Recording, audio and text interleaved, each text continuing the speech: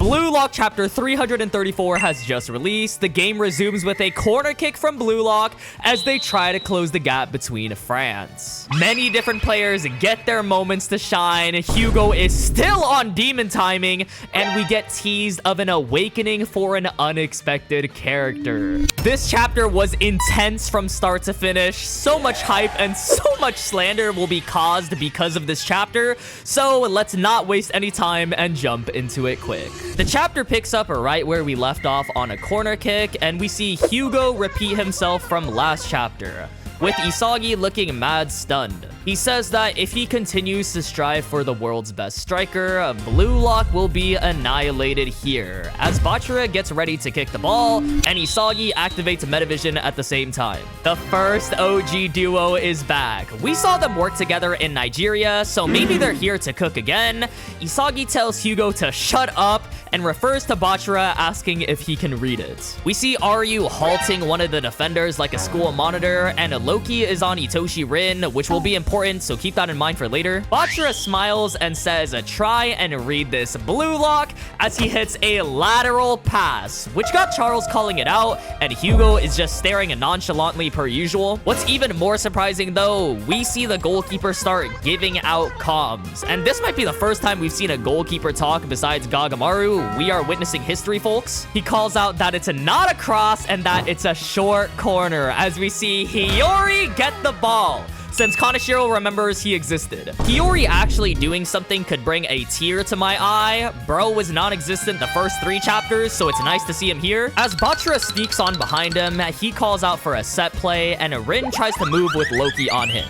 We also see Isagi dashing around too, with the goalkeeper starting to yell at the top of his lungs that they're plotting something. The next page, he finishes his sentence saying to not lose your marks. Again, I'm surprised he's even giving callouts in the first place, as we see Loki leave Rin and start to use Godspeed towards Hiyori. Yo, this gotta be the scariest sight to see. Someone straight booking it for you.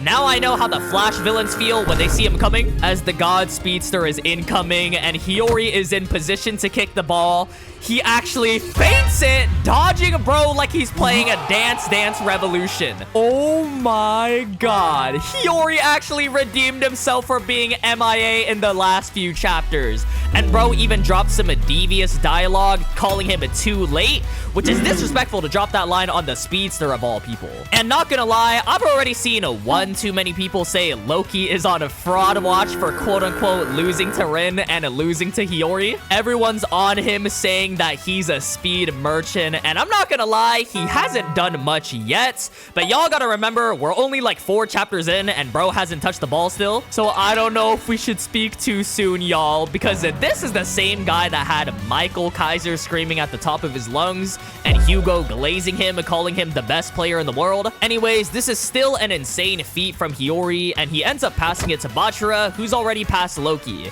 With bro having his head turned the whole opposite direction, Bachira says, gotcha. The goalkeeper somehow getting more screen time than Kunigami talks yet again on how Bachira got the ball and him being right on the edge of the line. As he stands there, he says it's a near post shot and he won't let it pass, with Bachira having to make a decision in front of him.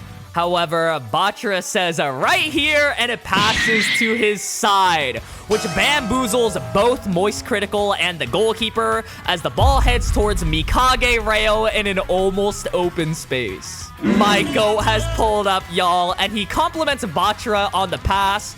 But just as you think all is well, Hugo comes out of nowhere and puts his hand on Reo. Not again, y'all. Hugo says where and that he won't let him shoot, even calling him the copy, as we get another close-up of his eyes. And bro, Hugo is scary, man. I mean, look at Reo's face. How is this guy showing up always at the right place and the right time? Even though Reo is scared, he ends up flashing a smile, chuckling even, as he lets the ball keep going past him, and none other than Isagi YOICHI is here. All right, y'all, it's a make or break for our boy. Will he awaken against France, prove Hugo wrong, or will it all come crumbling down for Isagi? We get into it quick. Isagi asks if this was Hugo's design. The goalkeeper is confused, asking right here, and Isagi believed Hugo was going to crush him with logic. Hugo still shows no emotion in his face, and as all the puzzle pieces are flying off of Isagi,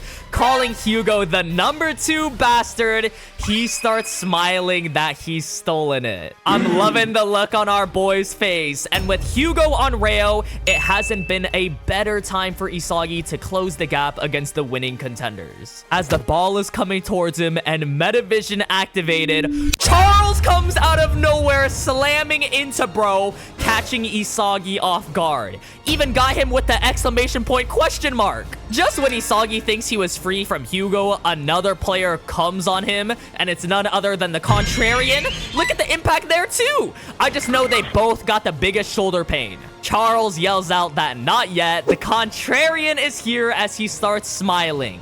And obviously, Isagi is ticked off. With a hand on bro too, he starts telling Isagi when BLUELOCK comes at us with a pattern they don't know, he stays on high alert for Isagi YOICHI, who is in the most annoying position.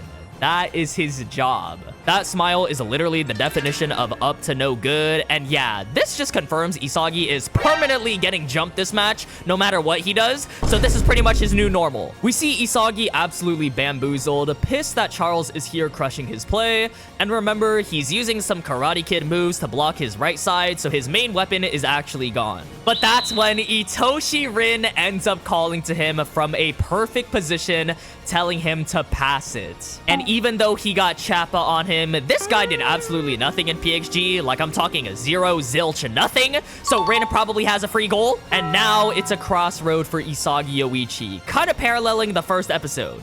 Does he pass to his side to someone that can make it, or does he take the shot himself? Rin calls out to him yet again, saying over here, and then Isagi starts getting flashbacks to Hugo saying if he continues to live his destiny as a number 2, BLUELOCK can still become stronger.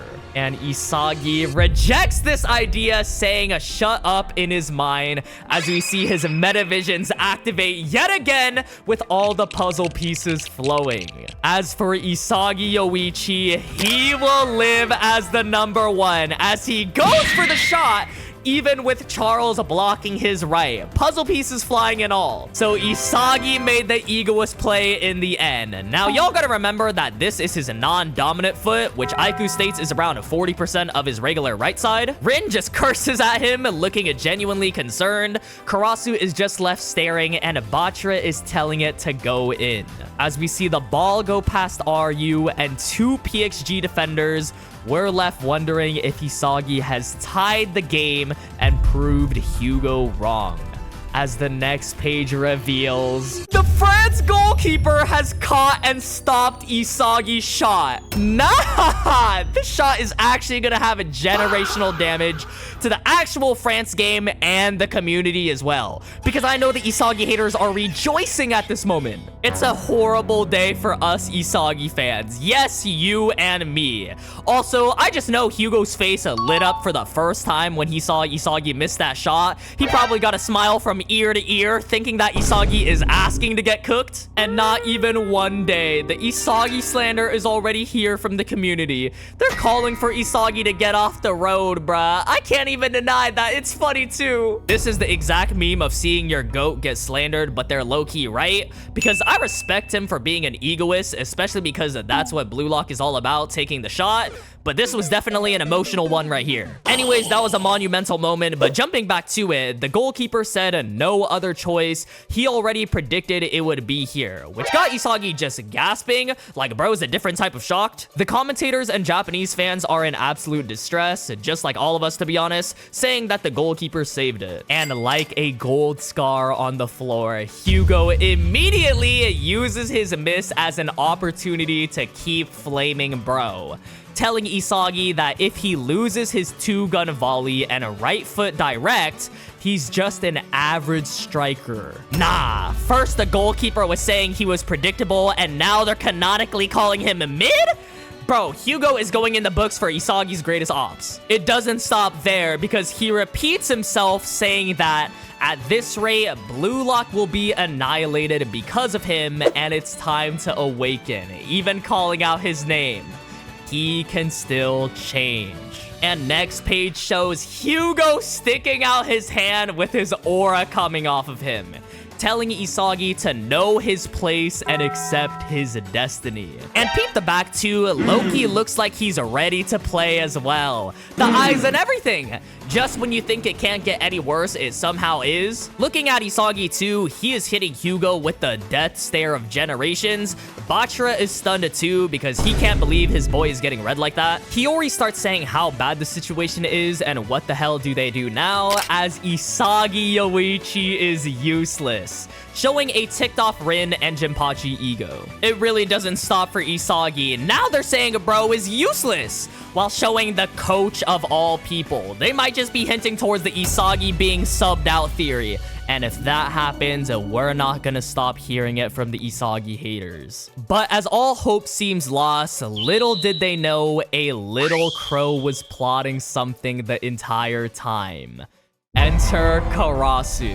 Yo, this was an absolute shock because we didn't really see bro this chapter. He stands down the pitch talking about aptitude, destiny, and the world's number 2. Not gonna lie, Karasu being here is literally the picture of a polar bear in Arlington, Texas, because again, bro appeared out of nowhere and I'm now getting Kyorijin flashbacks in PXG. But I have very high hopes for Karasu, as he shows he has the flow state eyes activated and his aura pops up too, ending off the chapter on a cliffhanger. There's a very big elephant in the room called Isagi slander, and I know y'all, we gotta address it and talk about it. I can't even deny that some of the slander I've seen is genuinely so funny, and I like Isagi. In fact, I think there's too much hate for bro sometimes. You would think Isagi caused like world hunger by how much people dislike him, but regardless, yes, Isagi is definitely having a tough time this match. If you're an Isagi fan, you're absolutely going through it right now, and if you're an Isagi hater, you're probably celebrating at this very moment, popping champagne and whatnot. But like the manga said, and you can just kind of see it, everything that Isagi does is ineffective right now because his direct shot weapon and 2-gun volley is disabled if someone is on his right side. That's what Charles did, and that's also what Hugo pointed out, so you know that almost every single one of the France players know about Isagi's weapons. I think the bigger problem though is definitely Hugo being in Isagi's head. The rage bait got to bro because this was a very disadvantageous position. Like if you actually look at the panel where Isagi takes his shot, he was very, very far back. He also had a bunch of defenders in front of him too, so it made his shot path a lot more predictable. If you look at Ness, who actually countered Isagi the same exact way Charles did during the Ubers game by getting on his right side, he was a lot closer, so it was easier for him to actually make a goal. In this match, Isagi was kind of out of his range, yet he still forced the shot, mostly because of Hugo's words and just him being in his mind. And that's the thing, Isagi is facing the pressures of being number 1. Hugo is getting in his head too. He's sort of desperate to prove him wrong, and all of it is clouding his judgment. It also doesn't help that other blue lockers like Rin probably could have made that shot if Isagi just passed it, or if you replaced Isagi with Shido or Barou, if they were in his position, they would have made that shot. I feel like that response in general is very nuanced though, because Isagi read the game properly to get into the position where he had the ball. You never know if Shido or Barou could have done the same, so it's all hypotheticals at this point. Regardless of the fact, bro definitely bricked that shot, and even as an Isagi fan, I kind of already expected him to have a downfall. This was a bad shot. I can be a fan and still admit that. Now, because of that though, there's a lot of talks about Isagi possibly getting benched because he's useless right now. They even showed Ego a few times too, so maybe they're hinting at Ego talking to Isagi, and that would genuinely have the Isagi haters jumping for joy. Now, I myself can't really tell which way they're going to go, because honestly, I didn't think they were ever going to bench him, but now it's starting to look more and more like it. However, I think both ways would be fine if they kept him in the game or if they actually benched him. If Isagi stays in the game, he can actively work through this problem by playing just like he's always done, and if Isagi gets benched, I guess he can watch the game and learn before playing again. The amount of slander, though, if Isagi does get benched, would be generational, so I'm very excited to see what's to come from this, and also scared at the same time, which I think is a very good position to be when you're reading a manga. I do expect some subs in some capacity, though, either Shido or Barou hitting the pitch. I've been placing more of my bets on Shido than anyone, though, for this game. And last but not least, we of course have Karasu's hinted at awakening, which honestly took me by surprise. Karasu is a very interesting character because if you recall from episode Nagi, he himself knows he's an average player, so he might be resonating with what Hugo is talking about, being more suitable towards doing something else. He might be filling that role of the number 2 that Hugo is specifically talking about just for Isagi so that he can shine. Either that or bro is known for finding weaknesses in teams, so maybe he finds the cracks in the quote-unquote unbeatable France team, or maybe even finding the weaknesses in the BLUELOCK squad and telling them about it. I do have high hopes for bro, maybe manifesting a great defensive play. He is already far back in the defensive line, so if he prevents a goal, that would be great. We'll figure it all out in chapter 335, which is titled Transformation. Now, what kind of Optimus Prime title is that? I'm not entirely sure, but with Karasu's awakening here, it's probably referring to that. I also am excited to see what Isagi's reaction is to his missed shot, because he didn't really say anything for the rest of this chapter, so I'm super excited for what's to come next. Anyways, if y'all made it to the end, thank you so much for watching. As always, leave any thoughts you have down below on this chapter or any theories you have. YouTube really thinks that you like this video right here, so be sure to check that one out too.